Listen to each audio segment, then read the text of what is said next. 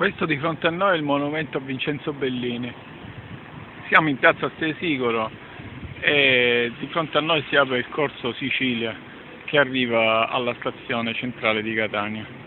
Questa è una delle piazze più grandi di Catania. Alla nostra destra c'è l'università, alla nostra sinistra Villa Bellini. Di fronte a noi la via Etnea, in questo momento è isola pedonale, possono passare solo i mezzi pubblici e i pedoni. Alle nostre spalle è il teatro di Catania, l'anfiteatro di Catania, che è solo una parte visibile, è messo in questo grande recinto sotterraneo di fronte alla chiesa di Sant'Agata e accanto alla Camera di Commercio.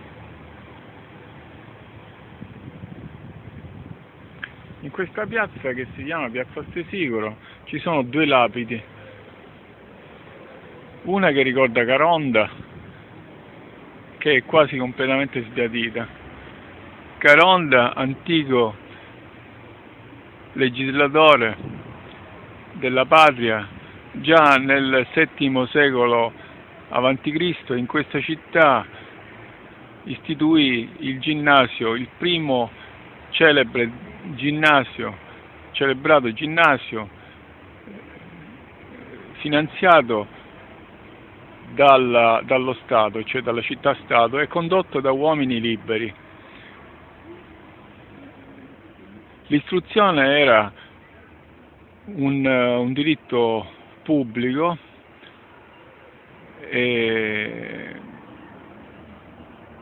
gratuito a spese della città-Stato, e a molte altre città della Sicilia e dell'antichità dettò le sue leggi, che vennero adottate, sono passate alla storia come le norme di Caronda. Tutto questo nel VII secolo a.C. Accanto a lui abbiamo un'altra lapide dedicata al grande Stesicoro, poeta e musicista imerese. Imera è una città alla foce del fiume Imera, però fu fondata da Messana, da Zancle, dall'antica Zancle. I domini di Zancle arrivavano fino alle porte di Palermo, e Imera è proprio all'ingresso della città di Palermo. E qui viene ricordato Stesicoro, che anche lui, antichissimo, nel VII secolo a.C.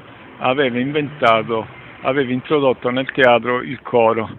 Infatti il suo vero nome non è Stesicoro, ma è un nome che in greco significa colui che inventò il coro nel teatro, e lo introdusse nel teatro, che fino a quel momento non era dotato di coro.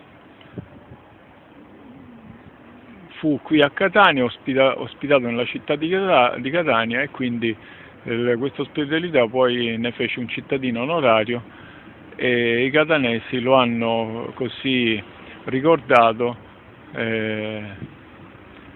dedicandogli tutta questa grande piazza, che è condivisa con l'altro monumento del grande catanese, Vincenzo Bellini.